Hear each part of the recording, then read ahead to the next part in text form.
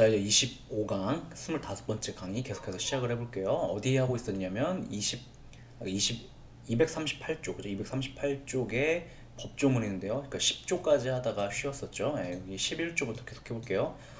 그리고 또 계속해서 죄송한 얘기지만 개가 계속 짖고 있어요. 개가 미친 것 같아요. 미친 개 같아요. 계속 해볼게요. 자, 11조요. 238조요. 11조 대표자 이렇게 되는데 당사자 등은 대표자를 선정할 수 있다고 했었죠. 그 얘기예요. 당사자 등은 이제 다수의 당사자 등이 그러니까 다수의 당사자 이렇게 얘기했는데 막 1000명 생각해 보세요. 다수의 당사자들이 공동으로 행정 절차에 관한 행위를 할 때는 대표자를 선정할 수 있다 규정하고 있죠. 2번 행정청은 자 대표자를 뽑으면 어떤 효과가 발생하는 데에 대한 얘기를 지금부터 하려고 하는 거예요. 정확하게 말하면 이제 4번부터가 대표자를 뽑으면 어떤 효과가 발생하는지에 대한 얘기인데 이제 대표자에 대한 조문 좀 읽어볼게요. 2항부터. 자, 행정청 1항에 따라 당사자 등이 대표자를 선정하지 않거나, 그러니까 1000명이 와가지고 너무 많은데 대표자를 뽑지 않고 지들이 다 오겠다 이거예요. 그래서 선정하지 않거나 대표자가 지나치게 많아. 아니면 대표자를 뽑으라고 했는데 1000명이 있어갖고 대표자를 뽑으라고 했는데 900명을 뽑은 거예요. 다 잘라가지고 막 100명만 좀 포기했고 900명은 안 돼. 내가 했다 이렇게 해가지고 900명의 대표자를 뽑았다. 그랬을 때는 행정 절차가 지연될 우려가 있을 때에는 그 이유를 들어 상당한 기간 내에 3명 이상 이내, 그러니까 3명 이내 대표자 선정할 것을 요청할 수 있다. 대표자는 맥시멈 3명일 수 밖에 없다라는 얘기를 하고 있는 거죠. 물론 정확하게 얘기하면 10명일 수도 있어요. 900명일 수도 있고. 근데 행정청이 요청했을 때는 3명 이내로 줄여야 한다는 거죠. 이 경우 당사자 등이 그 요청에 따르지 않았을 때는 행정청이 직접 대표자를 선정할 수 있다. 이렇게 말하고 있죠. 그래서 안 지킨다. 너무 많아가지고 지금 900명이 와가지고 정리가 안 되고 있는데 대표자를 그냥 900명 계속 하겠다라고 했다. 그럴 때는 잘라낼 수 있다. 이런 얘기하고 있죠. 그 다음에 당사자는 대표자를 변경하거나 해임할 수 있다. 무슨 말이냐면 예를 들어 당사자가 100명이었는데 그 중에서 2명을 대표자 뽑았다고 해봐요. 그랬는데 그 당사자 등이 얘는 안 되겠다. 대표자라고 해서 뽑아놨는데 대표자 역할을 못한다. 이렇게 자르겠다. 이렇게 하거나 아니면 대표자를 바꿀 수 있다. 이런 얘기를 하는 거죠. 근데 자 대표자를 뽑아놓으면 어떤 법적 효과가 발생하냐면 이것 때문에 그래요. 자 이게 중요한 건데 4번 사항 대표자는 각자 그를 대표자로 선정한 당사자들을 위하여 행정절에 관한 모든 행위를 할 수 있어요. 무슨 말이냐면 대표자를 예를 들어 100명 있는데 당사자 등이 100명인데 그 중에 2명을 대표자로 뽑았다고 해봐요. 그럼 당사자는 그 대표자는 뭐래요? 각자 그 선정한 당사자 등 100명을 위해서 뭐든지 할 수 있게 돼요. 그게 특징이고 다만 행정 절차를 끝내기 위해서는 당사자 등의 동의를 받아야 한대요. 행정 절차를 끝내기 위해서는 왜 그러냐면 이제 간편한 회유의 문제 때문이라고 얘기하는데 요 조문을 5항, 6항도 있긴 한데 다 보지 말고 17번, 18번 지문을 그냥 바로 볼까요? 어디냐면 그 230쪽이 아니라 241쪽 가볼게요. 17, 18번 지문이요. 241쪽 이걸 그냥 강의를 할게요. 아이고 여기 17, 18 여기죠. 241쪽이요. 그 17번 지문부터요. 다수의 당사자들이 공동으로 행정절차에 관한 행위를 할 때 대표자를 뽑을 수 있다. 2번 2항 행정청은 당사자 대표를 선정하지 아니하고 대표자가 지나치게 많아 어쩌고 저쩌고 요청할 수 있다. 이 경우 직접 대표를 선정할 수 있다. 됐고요. 자 여기 보시면 대표자는 각자 그를 대표자로 선정한 당사자 등을 위해 행정절차에 관한 모든 행위를 할 수 있다. 다만 행정절차를 끝맺는 행위 무슨 말이냐면 예를 들어서 그 청문을 하는데 대표자가 청문 됐어요 이제 그만하세요 제 얘기는 들을 필요가 없어요 이렇게 해서 끝을 내는 행위 같은 거 그런 것들을 할 때는 당사자 등의 동의를 받아야 한다. 자 보세요 해설을 보세요.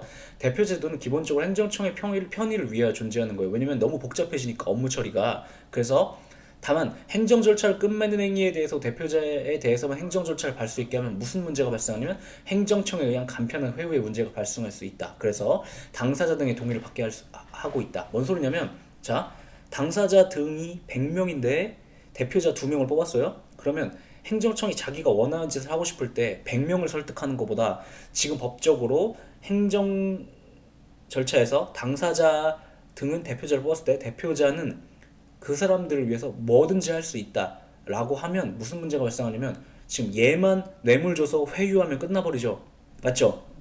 그러니까 원칙적으로 그 당사자 등이 뽑은 대표자는 행정청을 상대로 해서 뭐든지 할 수 있는데 근데 행정 절차를 그만두기로 하는 거 그것만큼은 당사자 등의 동의를 직접 받은 경우에만 그만둘 수 있다라는 얘기를 하고 있는 거예요. 그 다음에 18번 질문 보시면 계속해서 5항, 6항에 대한 얘기인데 대표자가 있는 경우 당사자 등은 대표자를 통하여서만 행정 절차에 관한 행위를 할 수 있게 돼요. 이게 중요한 거죠. 그래서 그러니까 대표자를 제가 100명의 당사자 등이 대표자를 뽑았대요. 그럼 이 사람들은 더 이상 행정 절차와 관련해서 뭔가를 할 수가 없게 돼요.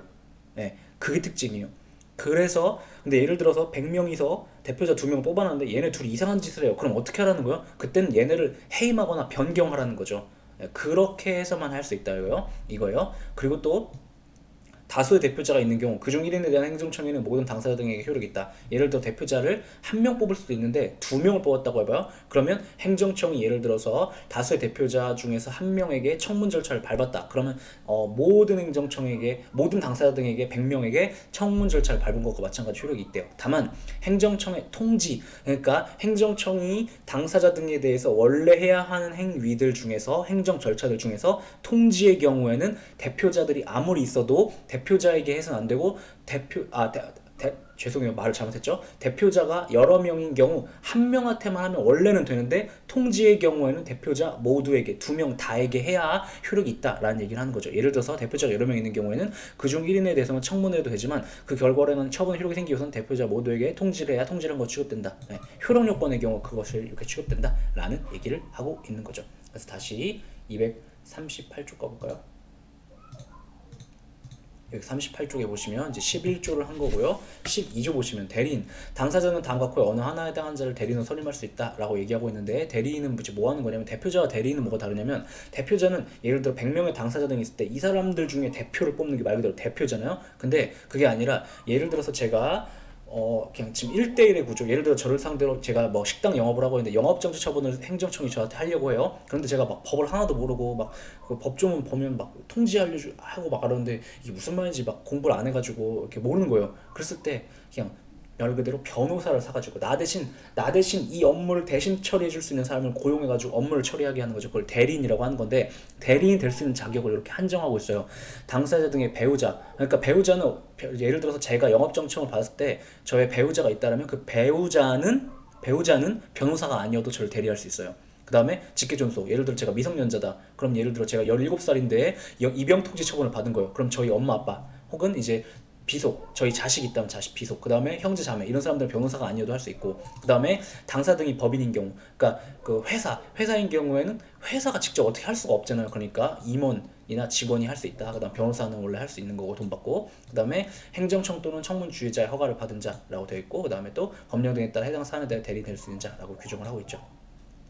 그 다음에 13조는 출제 가능성이 떨어지는데 그냥 보긴 하세요. 이거 출제 그렇게 가능성이 높진 않죠. 볼까요? 당사자 등이 대표자 또는 대리인을 선정하거나 선임했을 땐 지체 없이 그 사실을 알려야 되고, 그 다음에 변경하거나 해임했을 때 또한 같다는 게 뭔 소리야? 그때도 알려야 한다 이렇게 얘기하죠. 그 다음에 1항에도 불구하고 제 12조 1항 4호, 그러니까 이 경우요. 12조 1항 4호니까 이 경우에 따라 청문 주재자가 대리인 선임을 한 경우에는 누가 알리냐면 청문 주재자가 그 사실을 알리라고 하고 있어요. 원래는 당사자 등이 알려야 되는데 청문 주재자가 알려라 이렇게 말하고 있죠. 그래서 요거 조금 아무 중요성이 제가 볼 때는 없는데 더럽게 출제하려면 이런 것도 출제할 수 있을 것 같아요. 알아두시고 보시면 13조랑의 주어가 당사자 등이 통지해야 한다라고 되는데, 여기는 청문 주재자가 통지해야 한다라고 해가지고 요 경우만 예외적으로 대리인이 될 수 있는 경우 중에서 행정청 또는 청문 주재자의 허가를 받아가지고 그 사람이 대리인 됐을 경우에는 청문 주재자가 허락한 것이기 때문에 청문 주재자가 알려라 이렇게 말하고 있죠. 됐고, 그 다음에 이제 기출 지문 좀 볼까요? 자, 관련 지문 중에서 238쪽이요. 3번 지문 보시면, 자, 행정절차법이 적용이 제외되는 외국인의 출입국에 관한 사항이란 이렇게 말하고 있는데 무슨 말이냐면, 다시 200 몇 쪽이죠? 237쪽 가볼까요? 37쪽 가보시면 행정절차법 시행령에 보면 외국인의 출입국 3조 행정절차법 시행령 2조 2호 보시면 외국인의 출입국에 관한 사항 이렇게 얘기하고 있죠. 그래서 이거에 대해서 행정절차법이 적용되지 않는다고 얘기하는데, 대법원은 이 법조문을 축소 해석하고 있죠. 그래서 보시면 행정절차법 적용이 제외되는 외국인의 출입국에 관한 사항이란 행정적용의 성질상 행정절차 곤란하거나 필요 없다고 인정된 사항이나 절차를 거친 사항으로서 행정절차법 시행령으로 정한 사항만을 가리킨다 라고 해가지고 외국인의 출입국에 관한 사항에 해당하기만 무조건 적용되는 것은 아니다라고 해서 대법원은 이렇게 시행령이 그러니까 행정절차법이라는 법률 3조 2항 9호의 의미를 시행령에서 더 구체화하고 있는데 그것을 다시 축소 해석하고 있다라는 거죠. 그래서 이렇게 보고 있다. 그 다음에 3-1번 지문 보시면 외국인에 대한 사증 발급에 대해서는 행정절차법이 적용된다 이렇게 말하고 있는데, 자, 이 해설을 써놓긴 써놨어요. 이게 유승준 씨 사건인데 해설을 써놓긴 써놨는데 원칙적으로 각종 행정 처분에는 다 행정 절차법이 적용된다고 기억하세요. 근데 사증 발급 이게 비자 발급이거든요. 외국인의 체류 자격을 부여하는 거여서 이것도 특허 중 하나에 해당해요. 외국인한테. 근데 특허니까 행정행위죠. 그러니까 그 경우에도 처분이니까 행정 절차법이 적용된다. 그렇게 기억하세요. 이 해설은 법조문에 그 판결 원문에 이렇게 판시했기 때문에 써놓긴 했는데 그냥 처분은 원래 원칙적으로 되는 거고 어디를 외우시라고 외워야 한다고 생각하시면 되냐면 그 처분이 그러니까 처분에 해당함에도 불구하고 행정절차법 적용되지 않는다고 본 케이스들 그걸 기억하시면 될 것 같아요. 그래서 3조 2호에 보시면 외국인의 난민 인정에 대해서는 행정절차법 23조의 적용은 배제된다 이렇게 말하고 있는데 난민 인정에 대해서는 그냥 행정절차법 자체가 적용이 배제돼요. 난민 인정에 대해서는. 그런데 자 난민 인정 이게 뭐냐 자 보세요. 이게 조금 더 미묘한 건데 다시 237조 가셔서 행정절차법 시행령 2조 2호 보시면 외국인의 출입국, 난민 인정, 귀화, 국적 회복에 관한 사항 이렇게 되어 있죠. 맞죠? 근데 자 이게 보시면 외국인의 출입국에 관한 사항, 난민 인정에 관한 사항, 귀화에 관한 사항, 국적 회복에 관한 사항에 대해서는 행정절차법을 적용하지 않는다라고 규정을 하고 있는 건데 우리 대법원이 규정 의미를 축소하죠. 맞죠? 거기까지 이해되죠? 그런데 시험에 가끔 그냥 법조문을 물어볼 때가 있어요. 다시 시험에서 그냥 법조문을 물어볼 때가 있어요. 그래서 예를 들어서 다시 239쪽 가셔서 3-2번 보시면 외국인의 난민 인정에 대하여는 이렇게 물어보죠. 근데 난민 인정에 관한 사항이 아니라 난민 인정 이렇게 물어보죠. 그러면 이것은 법조문을 물어보고 있는 상황인 것이고 이때에는 그냥 행정절차법 적용은 배제된다고 생각하세요. 그러니까 난민 인정에 관한 사항이 아니라 난민 인정 이렇게 물어보면 그냥 법조문 물어본 것이고 그럴 때는 적용이 배제된다라고 기억을 하시라고요. 그러니까 이렇게 이해하시면 돼요. 난민 인정에 관한 사항 중 뭐였죠? 성질상 행정 절차를 거치기 곤란하거나 필요가 없다거나 준한 절차를 거쳐야 한다거나 이런 요건을 구비하지 않았다 하더라도 그냥 난민 인정 이렇게 물어본 경우에는 그런 요건 구비하지 않았다 하더라도 그냥 법조문을 물어보는 것이어서 그때는 행정절차법 적용이 배제된다 이렇게 기억하시라고요. 또 같은 맥락에서 이렇게 나와요. 외국인의 귀화에 관한 사항이 아니라 귀화에는 행정절차법 적용되니 안 된다 이렇게 기억하시라고요. 왜냐하면 다시 돌아가 보면 37쪽 231쪽 돌아가서 보시면 외국인의 귀화 이렇게 말하고 있잖아요. 그래서 귀화와 귀화에 관한 사항이라는 것을 분간하세요. 그래서 그냥 귀화에 대해서 이렇게 얘기하면 그건 법조문을 물어보는 거예요. 근데 귀화에 관한 사항이라면 이런 식으로 말한다라면 그때는 판례를 물어보는 것이고 판례는 그 규정의 의미를 축소 해석하고 있기 때문에 추가적인 요건을 더 갖추인 경우에만 행정절차법 적용이 배제된다고 하고 있어요. 그래서 비교하셔서 분간하셔서 기억을 해 주시라는 거죠. 다시 239쪽 가셔서 4번 질문 볼게요. 자, 국가공무원법상 직위해제 처분에 대해서는 행정적용의 성질상 행정절차를 거치기 곤란하고 불필요하다고 인정된 사항 또는 행정절차에 준하는 절차는 거친 사항에 해당하기 때문에 직위해제를 할 때는 행정절차법 규정이 별도로 적용되지 않는다 이렇게 말하고 있는데 판결문이죠. 판례 2012도 26180 사건인데 판결문 읽어보면 왜 이런 경우에는 행정절차법이 적용되지 않는다고 보냐면 국가공무원법에서 별도로 직위해제를 할 때는 그 처분권자 또는 제청권자는 뭐 이런 걸 교부하도록 하고 교부받은 처분이 불복할 때는 성명서를 제출받은 날부터 소송심사 청구할 수 있게 하고 있었거든요. 그래서 이 경우에는 별도로 절차를 거치게 하고 있기 때문에 이 경우는 행정절차법 규정이 적용되지 않는다고 봤어요. 죄송해요. 계속 말이 꼬이죠. 행정절차법 규정이 적용되지 않는다고 봤어요. 이해되시죠? 그런데 실제로 시험에서는 이것이 어떻게 출제가 되냐면 그냥 국가공무원법상 직위 해제 처분을 할 때에는 행정절차법 적용이 되니 안 되니 이것을 OX로 단타형으로 판단하라는 식으로 출제를 해요. 이해되세요? 그래서 외워야 돼요. 그래서 아까 말씀드렸던 게 바로 안징해해요. 안 적용되는 경우 행정절차법이 뭐 징계처분, 직위해제, 보직해임 요 경우에는 안 적용되거든요. 그래서 안징해 그래서 직위해제 처분 떴다 그러면 이런 거 중간 수식어는 읽을 필요조차 없고 그냥 맨 끝에 행정절차법 규정이 적용된다 그럼 오고 틀린 거고 행정절차법의 규정이 별도로 적용되지 아니한다 그럼 정선지인 거고 이렇게 처리하시라고요. 이해되시죠? 그래서 예를 들어서 이렇게 출제가 되는 거예요. 4-1번 보세요. 국가공무원법상 직위처분의 경우 사후적으로 뭐 잔말이 많은데 맨 끝만 보는 거예요. 행정절차법의 규정이 적용된다고 봐야 된다. X. 그러니까 이런 거는 그냥 다 페이크죠. 논 거 막 들어가지고 페이크 치는 거고 다 필요 없고 맨 끝에만 딱 보고서 OX 판단해서 시험장에서 문제를 딱 찍는 거예요. 이해되시죠? 그 다음에 자 5번 질문 볼게요. 여기도 안징해해였죠? 보직해임이다. 그러니까 아니한다. 이렇게 찍고 나오시면 돼요. 해설은 판결문 열어보면 이렇게 나오는데 이걸 읽어봤자 시험장에서는 이걸 안 주기 때문에 결론적으로 이걸 외웠니만 물어본다고요. 그래서 이걸 외우셔야 돼요. 안징해해 기억하시라는 거죠. 됐죠? 그 다음에 6번 보시면 비교해야 될 걸로 이 직위해제랑 보직해임을 기억하니까 이걸 정확하게 기억을 안 하시는 분들은 정규 공무원 임용 취소 비슷했는데 이거 뭐 있었는데 안 적용되는구나 이렇게 생각하신다고요. 아니에요.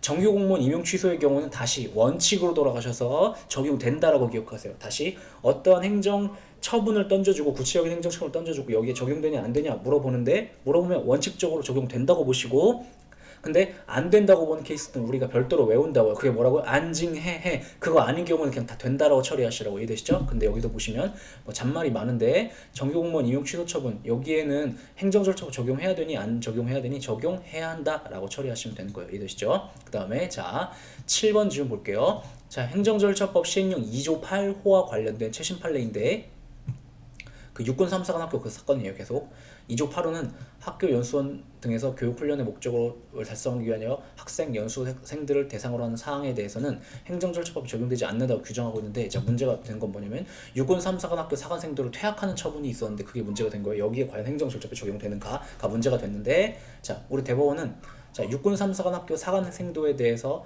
하는 퇴학 처분에 대해서는 행정절차법이 적용된다고 봤어요. 이게 무슨 얘기냐면 자, 다시 237쪽 가셔서 자, 행정절차법 시행령 2조 8호 보세요.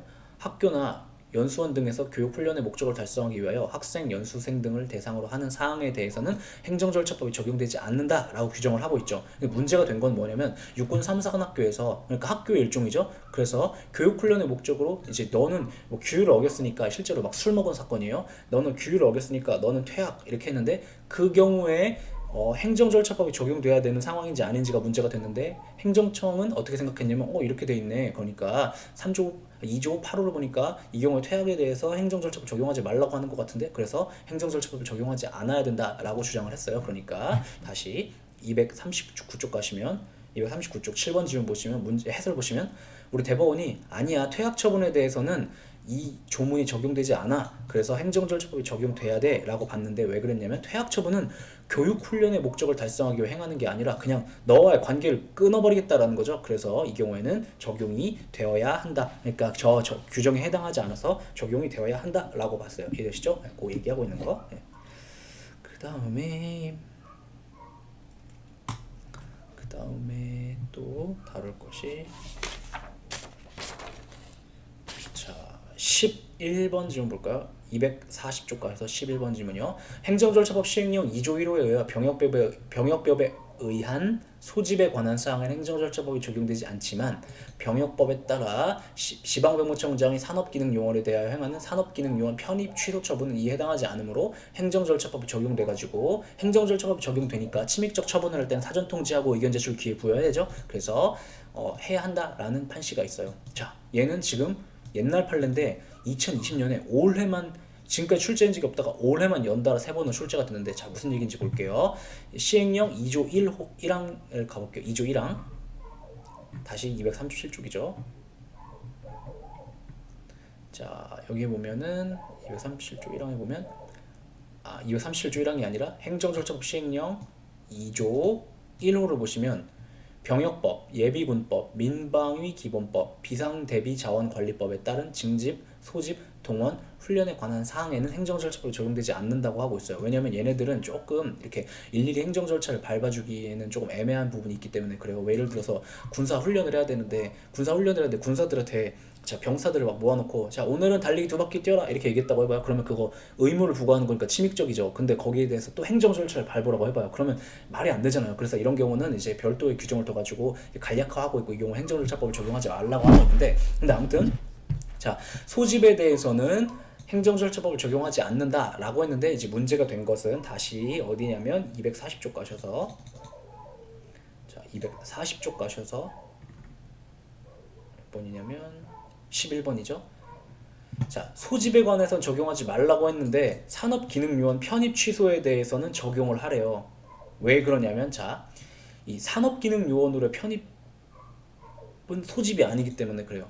그러니까 자, 이런 거죠. 이거 여기 갔다 오신 분들도 있으실지 모르겠는데 산업기능요원, 이게 산업기능요원이라는 게 요즘 그 스펙트럼이 다양한데, 뭐 예를 들어서 이제 공업고등학교 나오신 분들, 공고 나오신 분들, 그러신 분들의 경우에는 이제 그 기술을 계속 연마할 수 있는 기회를 주는 대신, 그리고 공장에 들어가셔서 월급을 받는 대신 군복무를 안 하게 해줘요. 대신 근데 이게 군복무 대신 하는 것이기 때문에 이게 막 중간에 갑질도 있고 막 그런 경우도 있어요. 그런데 자, 여기 보면 그 산업기능요원 편입이라는 것이 있고, 그걸 전제로 취소 처분이라는 게 등장하는데, 무슨 말이냐면 이 군대를 현역으로 가는 대신 산업기능요원으로 복무를 대체하려면 먼저 산업기능요원 그 장부의 병적에 그 산업기능요원으로 편입이 돼야 돼요. 그 다음 편입이 된 상태에서 그 다음에 이제 몇 월 며칠 날까지 와라, 그러면 소집이 이루어지는 거, 그럼 그때부터 구체적으로 일을 하는 거거든요.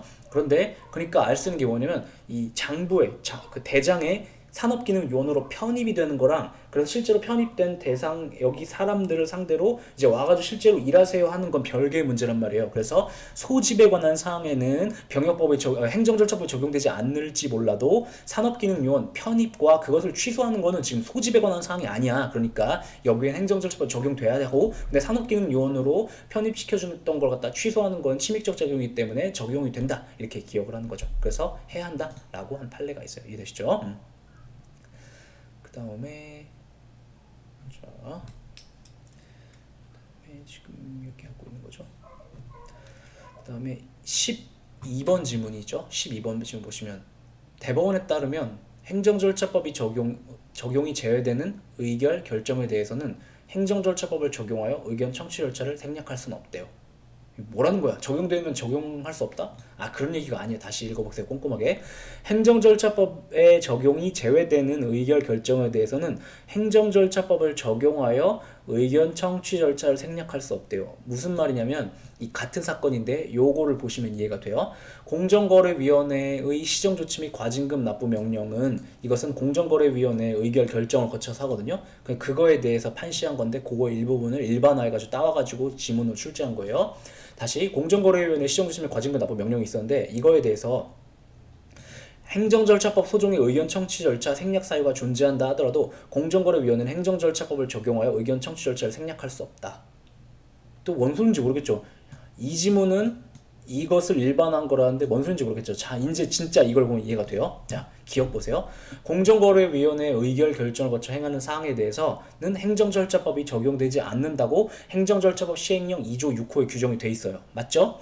그런데 그러니까 공정거래위원회 시정조치랑 과징금 납부 명령에 대해서도 행정절차법이 적용되지 않아요. 여기까지 이해되죠? 그런데 공정거래법에 보면 행정절차법과는 별도로 훨씬 더 엄격한 의견 청취 절차를 거칠 것을 요구하고 있어요. 그러면 공정거래위원회의 의결 결정을 거쳐서 행하는 사항에 대해서는 의견 청취를 해야 돼요, 말해야 돼요? 해야 하는 거죠. 물론 그 의견 청취가 행정절차법에 근거한 것은 아니지만.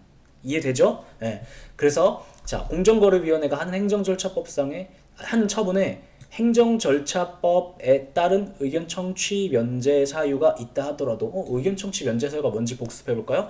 자, 행정절차법에서 어떤 경우에는 의견 청취가 면제된다고 봐요. 명백히 의견 제출 기회를 포기한다는 뜻을 밝혔거나, 아니면 사전 통지의 면제 사유가 있거나. 사전 통지 면제 사유는 뭐죠? 긴자곤불, 그죠? 긴급 자격, 곤란, 불필요, 그죠? 그 경우, 그러니까 그렇게 긴급 자격, 곤란, 불필요거나 아니면 명백히 표시한 경우, 이 5가지 경우가 있었다 하더라도 공정거래법에서 요구하고 있는 의견 청취라는 것은 행정절차법과는 별개로 요구하는 것이기 때문에 행정절차법에 따른 의견 청취의 그것에 대한 면제 사유가 있는 경우라 하더라도 지금 애초에 여기엔 행정절차법이 적용되는 상황이 아니니까 공정거래법에 따른 의견 청취 면제가 공정거래법에 따른 의견 청취의 면제가 이루어질 수 없다, 그 얘기를 하는 거예요. 이해되죠? 네. 그 다음에 요거 12- 그냥 관련 지문인데 뭐 단타형으로 처리하면 되는데, 독점 규정의 공정거래에 관한 법률의 규정에 의한 처분의 상대방에 부여한 절차의 권리의 범위와 한계를 확정하려면, 그러니까 독점 규정의 공정거래에 관한 법률, 이게 여기서 이제 공정거래법이라고 부르는 거예요. 이것에 따라 처분의 상대방에게 부여해야 할 절차적 권리의 범위와 한계를 구체화하기 위해서는 행정절차법이 당사자에게 부여한 절차적 권리의 범위와 한계의 수준을 고려해야 된다. 뭔 소리냐면, 자, 독점 규정의 공정거래에 관한 법률에 행정처분의 상대방, 네가 이 법률, 그러니까 독점규정의 공정거래에 관한 법률에 근거하여 그 상대방에게 하려는 어떤 처분을 하려고 할 때 이 정도의 절차적인 보호를 해라 라고 규정을 해놨는데, 그 규정이 너무 추상적인 거예요. 그래가지고 그것의 의미를 구체화할 필요가 있을 때 그 구체화를 어떻게 해야 되냐면, 행정절차법을 고려해서 그 범위를 확정해라 라고 얘기하는데, 해설 보시면 이해가 돼요.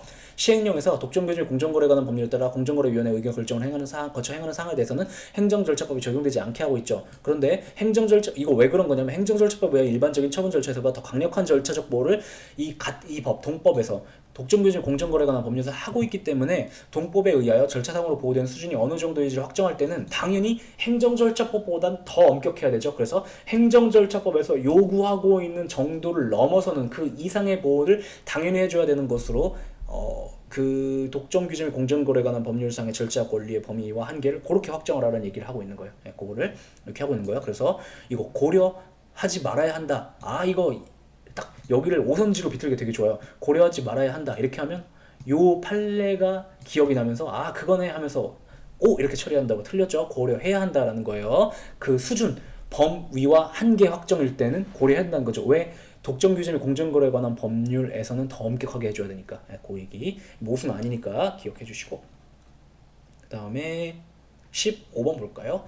행정절차 소정의 사전통지는 당사자 등에 대하여 이루어지는데, 이때 당사자 등은 행정청이 처분에 대하여 직접 그 상대가 되는 당사자와 행정청이 직권으로 또는 신청에 따라 행정절차에 참여하게 한 이해관계를 말한다. 그죠? 요게 그냥 복붙해가지고 자주 나오곤 해요.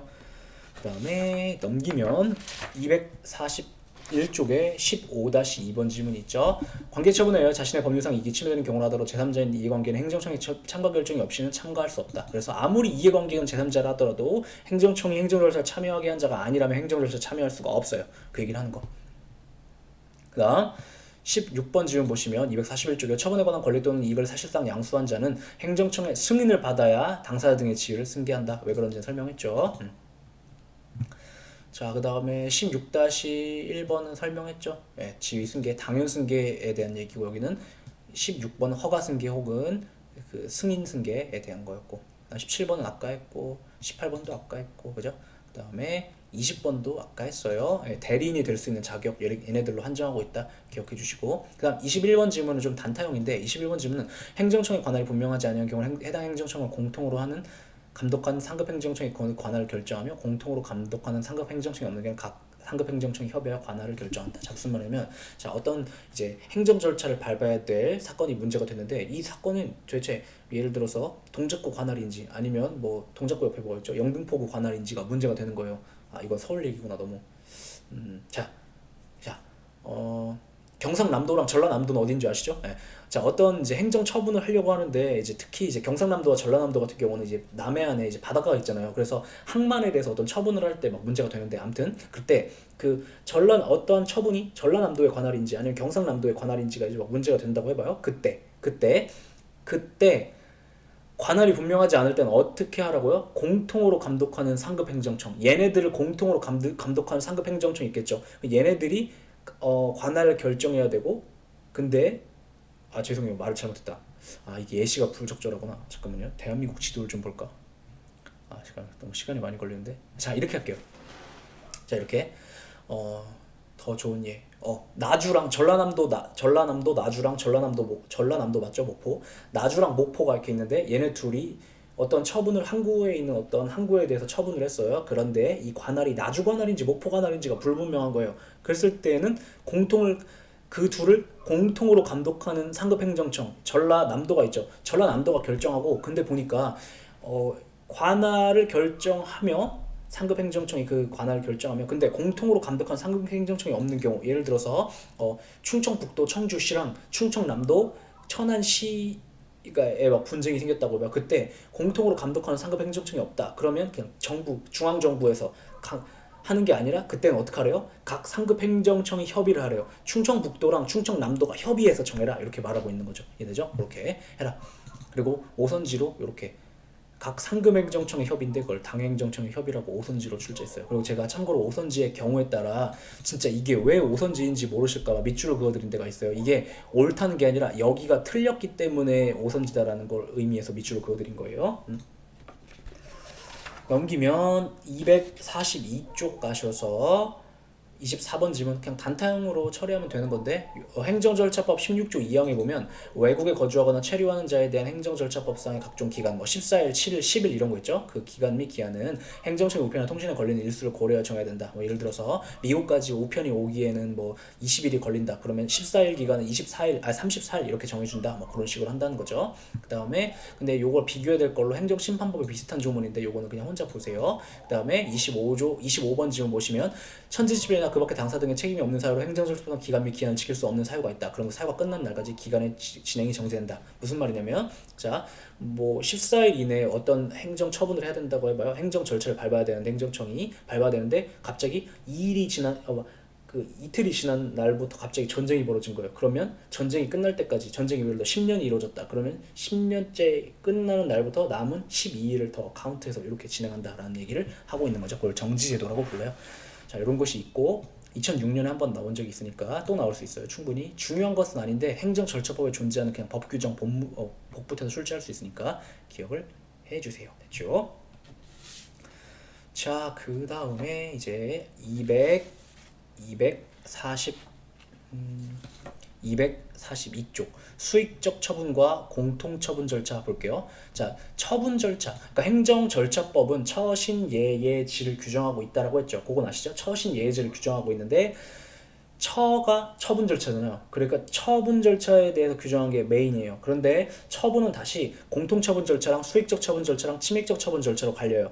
그리고 그 중에서도 뭐가 제일 중요하다고? 침익적 처분 절차. 그리고 그래서 침익적 처분 절차에 대해서 규정이 굉장히 많고 그러다 보니까 이걸 목차를 구태여 처분 절차로 묶지 않고 나눴어요. 어떻게? 수익적 처분 절차, 공통 처분 절차를 묶어 다루고 침익적 처분 절차를 따로 다루려고 하는 거예요. 그래서 이렇게 수익적 처분과 공통 처분 절차라는 얘기가 나오는 거죠. 공통 처분 절차라는 것은 이것은 침익적 처분인지 수익적 처분인지 상관없이 처분이라면 적용되는 절차들에 대한 얘기예요. 자, 주요 개념 정리 볼게요. 행정절차법은 공통 처분 절차로서 행정 기준의 설정 공표, 처분의 이유 제시, 처분의 방식, 처분의 정정, 고지제도에 대해 규정하고 수익적 처분 절차로서 처분의 신청, 다수행정청이 관여하는 처분, 처리기간 설정 공표에 대해 규정하고 있다. 자, 처분은 가장 빈번하게 이루어지는 행정작용으로서 행정작용이 처분에 해당하는 경우에는 행처분 절차에 관한 행정절차법 규정을 준수해야 된다. 그래서 예를 들어서 직권 취소, 철회 이런 거 할 때 처분 절차 밟아야 된다는 거. 왜냐면 얘네들도 행정행위니까. 그다음 행정조사 얘는 처분인 경우도 있고 아닌 경우도 있지만 처분인 경우라면 행정절차법 적용해야 되는 거고. 그다음 이행강제금 부과도 처분인 경우가 있고 아닌 경우가 있는데 처분이라면 적용해야 된다 이런 얘기를 하고 있는 거죠. 그 다음에 자 이유제시는 공통처분 절차인데 뭔지 아시죠? 근거법령이나 사실관계 뭐 적용하는 건데 이유제시제도는 특히 조세부과처분 관련한 그 절차 미준수가 흔하게 문제가 된다. 자 그다음 공통처분 절차인 이유제시와 침익적 처분 절차 사전통지는 다음과 같이 구분된다. 뭐 이런 게 있는데 됐죠? 됐고 자 넘기셔서 244쪽 가볼게요. 법조문 244쪽이요. 법조문. 자 공통처분 절차와 수익적 처분 절차에 대한 법조문인데 얘네들도 그냥 혼자 보세요. 혼자 보시면 돼. 꼼꼼하게 보세요. 얘네 다 출제가 될 수 있으니까 꼼꼼하게 보셔야 돼요. 자 그 다음에 이제 관련 지문 정리 볼게요. 관련 지문 정리 1번부터 얘네들을 법조문을 꼼꼼하게 봐야 되는데 특별히 강의할 만한 것은 없죠. 필요하면 그때 할게요. 자 그렇지만 저는 이렇게 넘어가지만 여러분들 다 꼼꼼하게 보세요. 자 관련 지문 정리 244쪽에 1번 볼게요. 자, 행정청은 처분 신청인의 편의를 위하여 처분의 처리 기간을 종류별로 미리 정하여 공표해야 된다. 이런 조문이 있대요. 이건 뭐 그냥 그렇대요. 그러니까 처분 신청인 이렇게 말하고 있는데 처분을 신청했다는 것은 자 국민은 처분 좋은 걸 신청하겠어, 나쁜 걸 신청하겠어, 수익적 처분을 신청하겠죠. 그래서 수익적 처분에 대한 규정인데 근데 예를 들어서 제가 감자탕 영업허가 관련해가지고 제가 행정청인 경우에는 감자탕 영업허가는 수익적이잖아요. 그런 것이 발급될 때 보통 한 60일이면 끝나는지 40일이면 끝나는지 이런 것들을 미리 공표해라 이렇게 규정이 있죠. 근데 자 이게 중요한 거예요. 처리기간에 관한 규정은 이게 지금 최신 판례로 나왔어요. 출제한 적이 없어요. 무조건 출제될 거예요. 처리기관에 관한 규정은 훈시 규정에 불과할 뿐 강행 규정이라고 볼 수 없다. 따라서 행정청이 처리기간을 지나 처분하였다 하더라도 이 처분을 취소할 절차상 하자로 볼 수 없다. 무슨 말이냐면 제가 예를 들어서 감자탕 영업 허가와 관련해가지고 제가 여기서 저는 행정청이에요. 60일이면 검토가 끝납니다. 라고 해가지고 이걸 미리 공표를 했는데 제가 행정청인데 실수로 70일 걸린 거예요. 막 조금 더 특별한 사정이 있어가지고 그랬을 때 그러면 60일이라고 내가 공표했는데 그거 못 지키고 발급된 감자탕 영업허가에는 취소 사유에 해당한 하자가 있는 건가? 아니라고 본대요. 그래서 하자가 없는 것으로 보겠다라는 최신 판례가 나왔어요. 예, 기억을 해주세요. 근데 여기서 보면 이제 뜬금없이 훈시 규정이라는 개념이 등장하는데 훈시 규정? 이 훈시 규정이라는 것은 민법상의 개념인데 강행 규정에 대비되는 표현이에요. 민사소송법상의 규정이구나. 근데 아무튼 이 훈시 규정과 강행 규정은 대비되는 개념인데 강행 규정이라는 건 뭐냐면 안 지키면 위법하게 만들거나 무효로 만드는 규정을 강행 규정이라고 하고 훈시 규정이라는 것은 그냥 교훈을 보여주기 예시를 보여주기 위해서 그냥 꼭 절대적으로 지켜야 되는 것은 아니지만 가급적 따라라 라는 취지에서 규정한 것 같다. 훈시 규정이라고 하거든요. 근데 우리 대법원이 처리기관에 관한 규정을 훈시 규정이라고 보면서 얘는 안 지켜도 위법하게 되는 것은 아니야 라고 판시한 게 있거든요. 얘 무조건 출제될 거예요. 기억을 해주세요. 최신 판례. 그 다음에 넘기면 245쪽에서 보시면 10번이 있죠. 10번 질문 볼게요. 자, 행정절차법 17조 사항에서 말하는 신청인 행정청에 대한 처분 신청 의사표시는 명시적이고 확정적인 것을 이어야 하는데, 자, 무슨 얘기하는 거냐면 17조 사항에서 말하는 신청인 행정청에 대한 처분 신청의 의사표시, 이거 무슨 얘기냐면 법조문 안 보셔도 돼요. 자, 행정절차법에 보면 처분 신청에 대한 절차를 규정하고 있죠. 맞죠? 처분 신청이 뭐예요? 감자탕, 방금 말씀드렸던 그 감자탕을 예를 들어보면 제가 감자탕집을 하고 싶어요. 그럼 허가를 받아야 된다고요. 그러면 영업허가 신청을 했을 때 내가 지금 신청을 했을 때 그 신청의 의사표시는 명시적이고 확정적인 것이어야 하는데 문제가 발생했다는 거예요. 뭐냐면 처분 신청에 앞서 행정청의 허가 업무 담당자에게 신청서의 내용에 대한 검토를 요청한 것.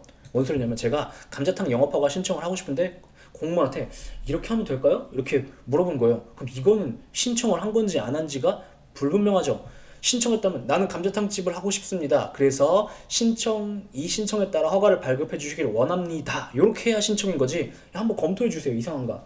이렇게 했대요. 그럼 이게 신청한 건가 아닌 건가 알 수가 없죠. 그래서 대법원이 이런 경우에는 그러면 신청을 하지 않은 걸 취급하겠다라고 보고 있어요. 그래서 이 경우에는 명시적이고 확정적인 신청 의사표시가 있다고 하기 어렵다. 자, 신청은 명시적이고 확정적으로 해야 한다. 그래서 검토를 요청한 것만으로는 신청이 있었다고 보기 어렵다라고 하겠대요. 그래서 이런 판례 중요하니까 기억을 해주세요. 그 다음 11번 보세요. 다른 법령의 명문으로 금지되거나 성질상 불가능한 경우가 아니라면 신청의 신청서가 일단 접수되었다 하더라도 처분이 있기 전이라면 그 신청의 내용을 보완하거나 변경하거나 취하할 수 있다 라고 하고 있어요. 이거 중요해요. 지금 출제가 올해 와서야, 그러니까 이것도 만들어진 지가 벌써 20년이 넘었는데 올해와 2018년에, 그러니까 최근에 와서야 출제가 되고 있어요. 무슨 말이냐면, 자, 제가 감자탕집 하고 싶어요. 처분 신청했어요. 그래서 접수가 됐어요. 근데 아직 뭐 보통 처리되는데 60일이 걸린다고 쳐봐요. 근데 60일을 그냥 기다리기 전에 그냥 하지 말아야겠다 라고 해서 처분 신청의 내용, 신청한 내용을 바꾸거나 보완하거나 바꾸거나 취하할 수 있대요.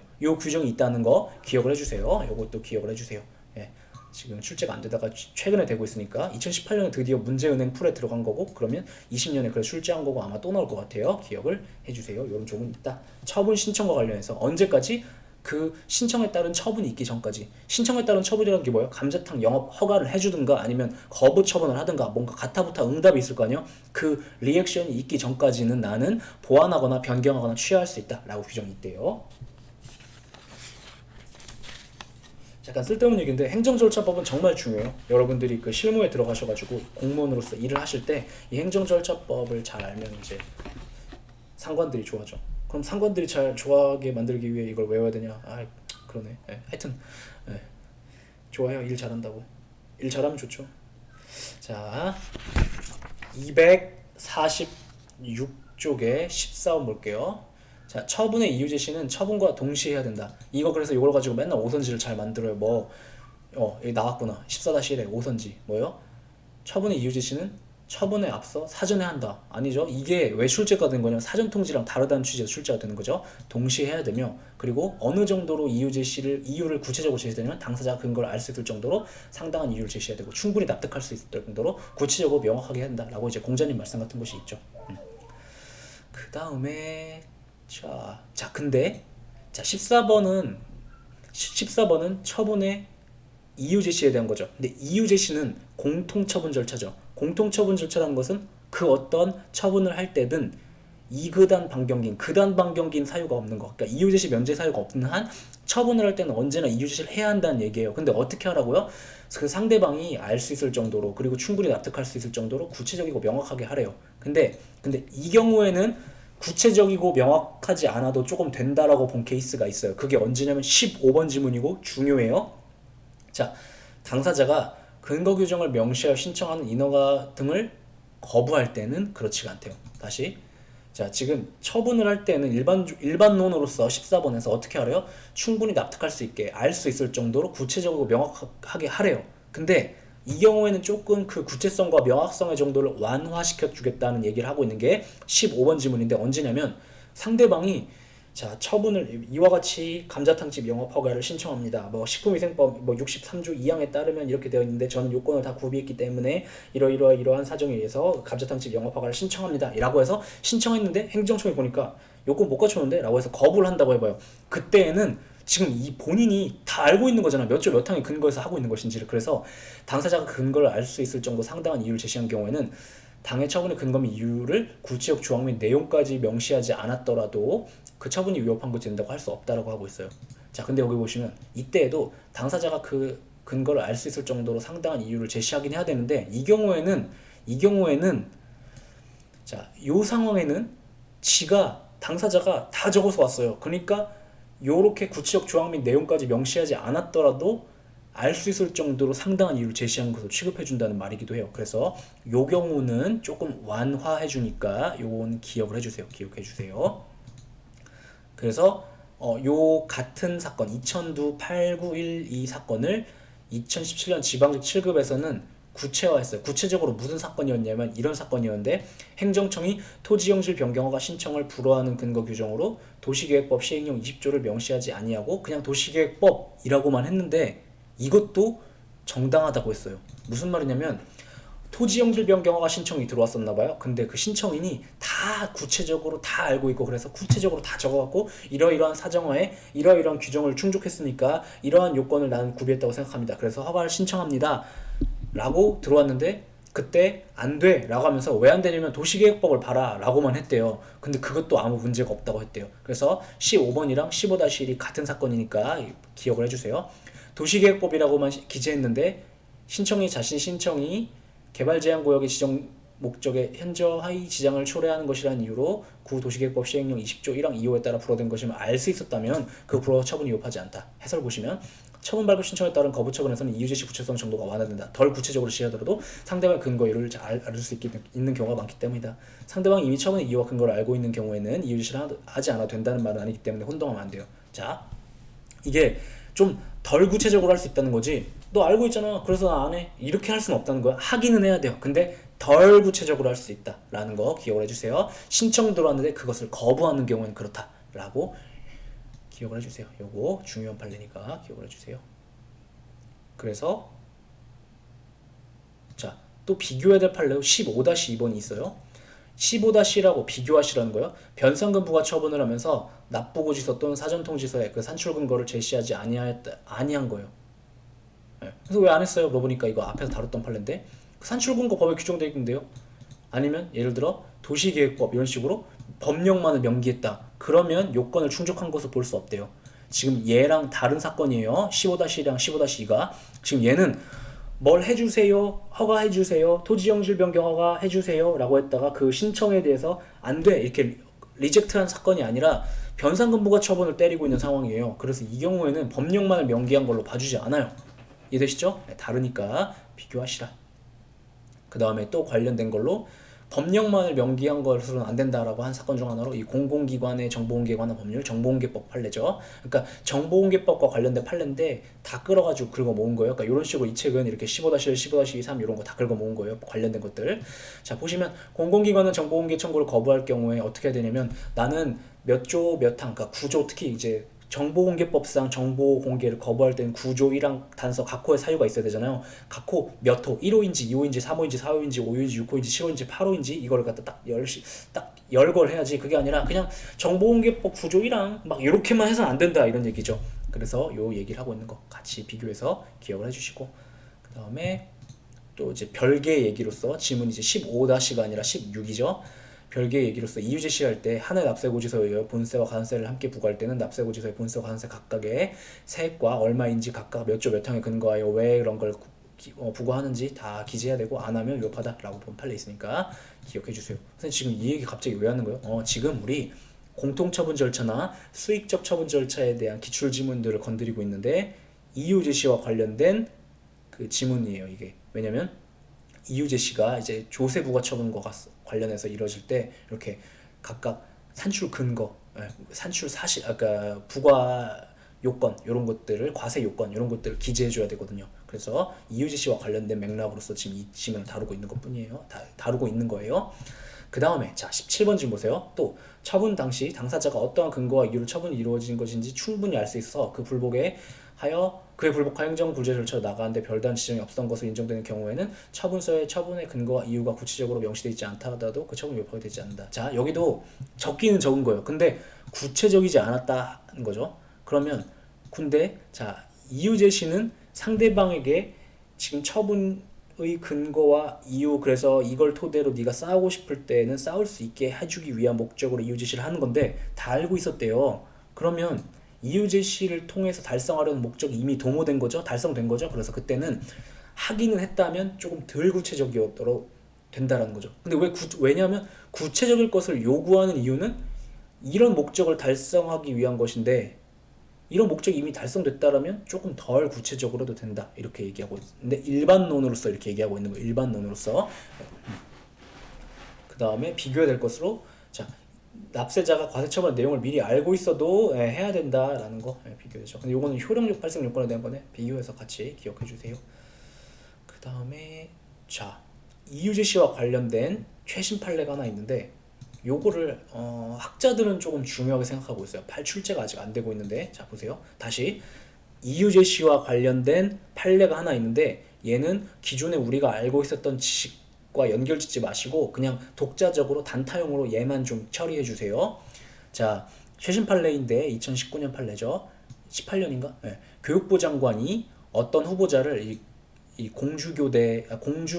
공주대학교 국립공주대학교인가 아무튼 거기의 이제 총장 후보자 임용과 관련돼서 문제가 된 사건이 있어요.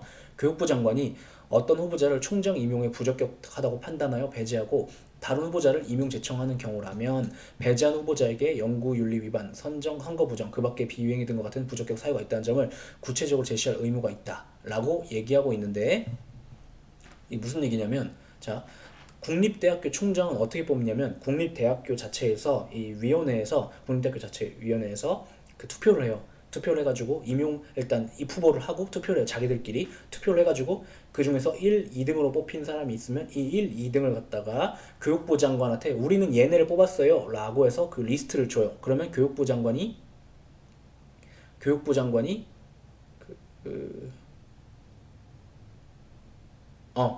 장관이 리스트를 받아가지고 자기가 생각하기에 적합하다고 생각하는 사람을 대통령한테 임용 제청을 해요. 임용 제청을. 근데 이때 예를 들어서 2명이 뽑혔다고 해봐요. 그러면 2명을 다 임용 제청을 할 수도 있고 2명을 다 임용 제청을 하면 그 종국적인 의사결정권을 대통령이 행사하라 이 소리예요. 대통령이 그냥 적절하다고 생각하는 사람 뽑으라 이 소리예요. 내가 볼 때는 여기서 말하는 내는 교육부 장관이 내가 볼 때는 그냥 둘 다 아무 문제가 없네요. 더 적합하다고 생각하시는 사람 뽑으세요. 이렇게 권한을 넘기는 거고 근데 그게 아니라 교육부 장관 선에서 두 명이 후보가 리스트에 올라왔는데 아 얘는 문제가 있네라고 해서 잘라내고 한 명만 임용제청 신청을 대통령한테 할 수도 임용제청을 대통령한테 할 수도 있어요. 교육부 장관이. 근데 이때 교육부 장관이 두 명이 그 대학교에서 국립대학교에서 올라온 리스트 중에 두 명 중에서 한 명을 어떠어떠한 사유가 있다는 이유로 잘라낼 때 어떡하래요?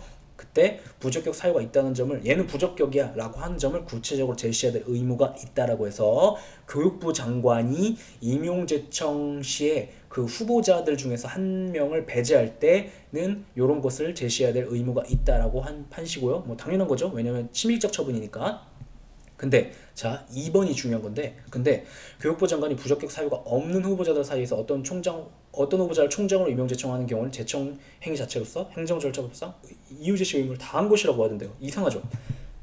그래서 이상해요. 학자들도 그래서 이거 이상한데? 라고 해서 출제 이거 좋아하는 건데 비판하고 있는 거 관심이 많은 건데 자 교육부 장관한테 국립대학교에서 후보 두 명이 리스트에 올라와서 얘네 중에서 뽑아주세요 라고 국립대학교 총장으로 뽑아주세요라고 교육부 장관에게 리스트가 올라왔어요. 근데 어떤 사람에게 부적격 갑과 을이 올라왔는데 야 을한테는 부적격이네 그래서 얘는 안 돼 라고 할 때는 어떠한 부적격 사유가 있는지를 다 설명해 줘야 될 의무가 있는데 그게 아니라 두 명 있는데 나는 갑과 을 중에서 둘 다 부적격 사유는 없는데 나는 갑이 더 적합하다고 생각해서 갑만 대통령한테 임용 제청할 거야 라고 해서 요렇게 들어갈 때에는 그렇게 들어갈 때에는 뭐래요?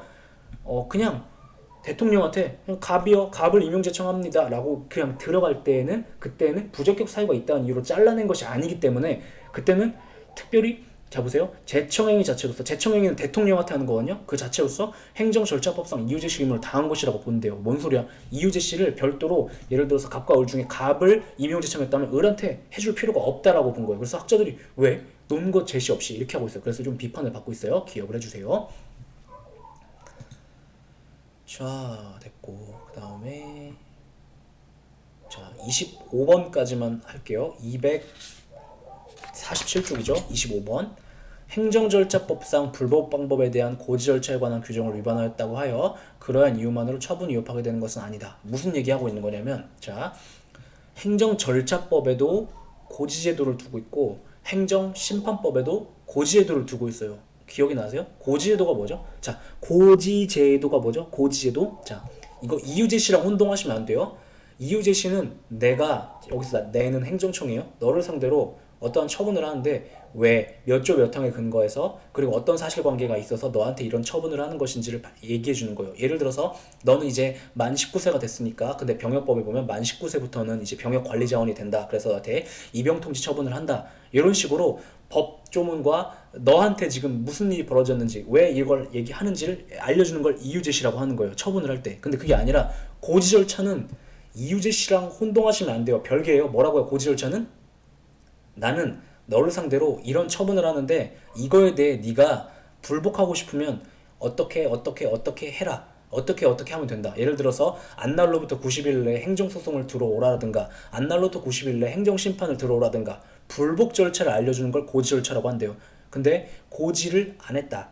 그때 이거 고지를 안 하고 고지 절차를 밟지 않고 한 처분은 어떻게 되니?가 문제가 되는데 옛날부터 우리 대법원은 법리를 확립하고 있었는데 고지 절차는 대국민 서비스 절차야.